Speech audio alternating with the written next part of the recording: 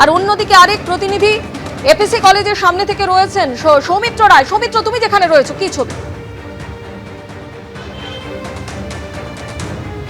দেখো, আমি এখন রয়েছি যাদবপুর এপিসি কলেজের সামনে। এখানে আগামীকাল বারুইপুর সাব ডিভিশনের 7টি বিধানসভার এখানে ভোট গণনা হবে। তোমাকে বলে রাখি যে 7টি বিধানসভা কি কি: ভাঙড়, কুলতলি, জয়নগর, তার পাশাপাশি রয়েছে এখানে হচ্ছে বারুইপুর পূর্ব, বারুইপুর পশ্চিম, সোনারপুর উত্তর এবং সোনারপুর দক্ষিণ। 7টি বিধানসভার ভাগ্য এখানে ভোট গণনা হবে এই যাদবপুর এপিসি কলেজে। তোমাকে নিরাপত্তার ছবিটা দেখিয়ে দেবো। আমার ক্যামেরা পার্সন প্রীতম চক্রবর্তী তোমাকে দেখাচ্ছে। দেখো, সময় যত বাড়ছে এখানে নিরাপত্তা ততই আঁটোসাঁটো হচ্ছে। সময় যত এগোচ্ছে আমরা দেখতে পাচ্ছি যে এখানে সেন্ট্রাল ফোর্স অর্থাৎ কেন্দ্রীয় বাহিনীর সংখ্যা এখানে বাড়ানো হচ্ছে এবং আমরা দেখতে পাচ্ছি যে ইলেকশন কমিশনের আধিকারিকরা, উচ্চপদস্থ আধিকারিকরাও এখানে ভিজিট করতে আসছেন এবং তারা এক এক করে ঢুকছেন গেট দিয়ে। এবং যেটা জানতে পারা যাচ্ছে যে এখানে একেবারে যারা ভোট গণনা করবেন সেই ভোট গণনার সঙ্গে যারা যুক্ত কর্মীদের শেষ মুহূর্তের প্রস্তুতি চলছে।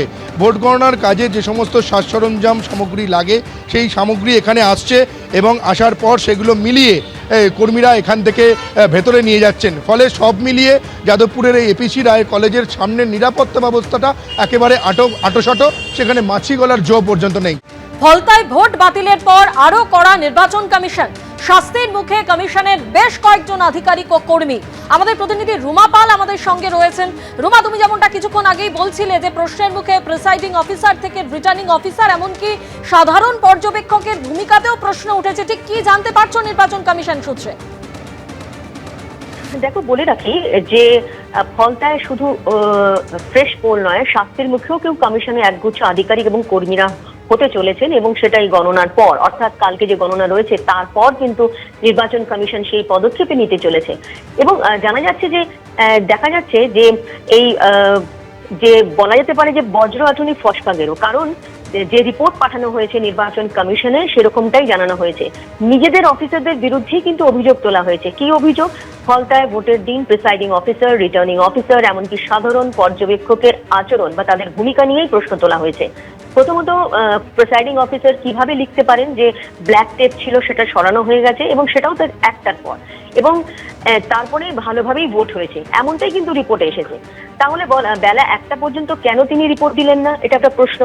এবং দ্বিতীয়ত বলা যেতে পারে যে প্রায় 40টিরও বেশি বুথে এই ধরনের অভিযোগ আসার পরে রিটার্নিং অফিসার এবং সাধারণ পর্যবেক্ষক কোনো রিপোর্ট নেই এটা লিখে তারা ফর্ম জমা দিয়েছেন। অর্থাৎ আরো একটা বিষয়, তাদের ভূমিকা নিয়ে প্রশ্ন উঠছে।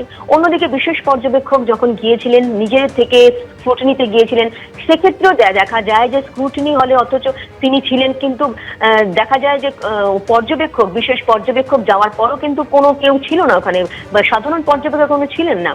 এবং স্ক্রুটিনি যখন হচ্ছিল সেখানে দেখা যায় যে বিজেপি যারা রয়েছেন তাদের যে সেখানে কিন্তু পর্যবেক্ষক তাদের ডাকেননি। অর্থাৎ সমস্ত দলেই কিন্তু প্রত্যেককে ডাকতে হবে, তাদের যে প্রতিনিধি রয়েছেন তাদেরকে ডাকতে হবে, সেক্ষেত্রে কিন্তু ডাকা হয়নি। একাধিক কিন্তু এই ধরনের অভিযোগ বা গরমিল চোখে পড়েছে।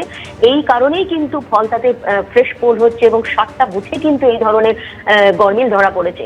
এবং সেই কারণেই কিন্তু এই গণনার পরই পরবর্তীতে কিন্তু এই 21শে মে যেহেতু ফ্রেশ পোল রয়েছে এবং 24শে মে গণনা হবে, তার আগে কিন্তু এই ধরনের শাস্তির মুখে পড়তে পারেন এই সমস্ত আধিকারিকরা। অন্যদিকে জানিয়ে রাখি, পশ্চিম মগরাহাট এবং ডায়মন্ড হারবারের ক্ষেত্রেও কিন্তু 3জন প্রিসাইডিং অফিসার এবং একজন বিএলওর বিরুদ্ধে অভিযোগ জমা পড়েছে, তাদের ভূমিকা নিয়েও প্রশ্ন তোলা হয়েছে। অর্থাৎ বোঝা যাচ্ছে যে নির্বাচন কমিশন তাদের পক্ষ থেকে অনেক ব্যবস্থা করলেও তাদেরই যাদেরকে নিযুক্ত করেছিলেন সেই সমস্ত অফিসারদের বিরুদ্ধেই কিন্তু সেই অভিযোগ বা রিপোর্ট জমা পড়েছে নির্বাচন কমিশনে। রুমা, তুমি যেমনটা বলছিলে এই যে প্রশ্নের মুখে ফলতাতে প্রিসাইডিং অফিসার থেকে রিটার্নিং অফিসার এমনকি সাধারণ পর্যবেক্ষকের ভূমিকা এবং একাধিক অভিযোগ উঠেছে তাদের বিরুদ্ধে, এবং সেই অভিযোগ প্রমাণিত হলে তাদের কড়া শাস্তি পর্যন্ত হতে পারে। আলাদা হচ্ছে। হ্যালো, হ্যাঁ রুমা, তুমি যেমনটা বলছিলে যে এই যাদের বিরুদ্ধে এই অভিযোগ উঠেছে, অর্থাৎ কিনা প্রিসাইডিং অফিসার, রিটার্নিং অফিসার এমনকি সাধারণ পর্যবেক্ষক যাদের ভূমিকাতে প্রশ্ন উঠেছে এবং তাদের বিরুদ্ধে যে অভিযোগ উঠেছে তা যদি প্রমাণিত হয় তাহলে তাদের কড়া শাস্তি পর্যন্ত হতে পারে। না, এমনটাই কিন্তু ইঙ্গিত দিয়েছে নির্বাচন কমিশন। কারণ আজকে কিছুক্ষণ আগে কিন্তু মুখ্য নির্বাচনী আধিকারিক তিনিও প্রেস কনফারেন্স করেছেন এবং সেক্ষেত্রে অবশ্যই কালকে গণনা রয়েছে, সেই গণনার বিষয়ে বলার পর এই প্রশ্ন অবশ্যই তার সামনে রাখা হয়েছিল যে ফলতার বিষয়ে তারা কি করছেন। ফলতার বিষয় কিন্তু তিনি অবশ্যই স্পষ্টতই জানিয়েছেন যে এই ধরনের চোখে পড়েছে যে বেশ কিছু বুথে এই ধরনের যে কালো টেপ লাগানো হয়েছে, এই ধরনের কিন্তু অভিযোগ জমা পড়েছে। অন্যদিকে আরো একবার জানিয়ে রাখি, একদম প্রিসাইডিং অফিসার থেকে শুরু করে রিটার্নিং অফিসার এমনকি সাধারণ পর্যবেক্ষকের যে ভূমিকা সেটা নিয়ে কিন্তু প্রশ্ন তোলা হয়েছে। সেই রিপোর্টই কিন্তু জমা পড়েছে নির্বাচন কমিশনে, কারণ এই কমিশনের যারা অফিসার তাদের বিরুদ্ধেই কিন্তু অভিযোগ জমা পড়েছে। কি বলা হয়েছিল, প্রিসাইডিং অফিসার কি বলেছিল, যে ব্ল্যাক টেপ ছিল এবং সেখান থেকে সরানো হয়েছে ইভিএম এ, এবং সেটা কিন্তু দুপুর 1টার পর। সেটা তারপরও কিন্তু ভালোভাবে ভোট হয়েছে এমনটা কিন্তু রিপোর্ট জমা দিয়েছেন। তো এটা নিয়ে প্রশ্ন উঠেছে তার ভূমিকা নিয়ে। অন্যদিকে বলে রাখি যে বেশিরভাগ প্রায় 40টিরও বেশি বুথে কিন্তু এই ধরনের অভিযোগ আসার পর রিটার্নিং অফিসার এবং সাধারণ পর্যবেক্ষক কোনো রিপোল চাননি এবং তারা ফর্ম জমা দিয়েছেন যে রিপোল প্রয়োজন নেই। এছাড়াও কিন্তু কমিশনের নজরে সাধারণ পর্যবেক্ষকের ভূমিকাও, এবং সাধারণ পর্যবেক্ষক খুব স্বাভাবিক অন্য রাজ্য থেকেই নিয়ে আসা হয়েছিল, প্রত্যেক বিভিন্ন স্টেট থেকে এসেছিলেন পর্যবেক্ষক। এখানে যিনি পর্যবেক্ষক ছিলেন তিনি তামিলনাড়ু থেকে এসেছিলেন এমনটাই জানা যাচ্ছে। এবং বিশেষ পর্যবেক্ষক সুব্রত গুপ্ত যখন তিনি যান, দেখা যায় যে সেখানে কিন্তু তিনি অপেক্ষা করেন, কিন্তু সাধারণ পর্যবেক্ষক সেখানে ছিলেন না। এবং স্ক্রুটিনির সময় কি নিয়ম হচ্ছে, প্রত্যেকটা রাজনৈতিক দলের কিন্তু প্রতিনিধিদের ডাকতে হবে। সেক্ষেত্রে দেখা যায় যে বিজেপি ক্ষেত্রে বা বিরোধী দলের ক্ষেত্রে তাদেরকে ডাকা হয়নি। এই ধরনের কিন্তু অভিযোগ জমা পড়েছে এবং শুধুমাত্র কারচুপি নয়, ইভিএম এর কারচুপি নয়, এখানে কালো টেপ থেকে আতর, এখন কোনো সময় দেখা গেছে যে ক্যামেরা বন্ধ বা ফুটেজে দেখা গেছে যে কোনো সময় বেশি এক থেকে একাধিক ব্যক্তি ভিতরে রয়েছেন।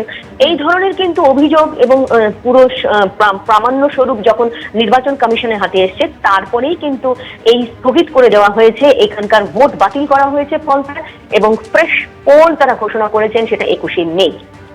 ধন্যবাদ সুমা। এবিপি আনন্দ, এগিয়ে থাকে, এগিয়ে রাখে।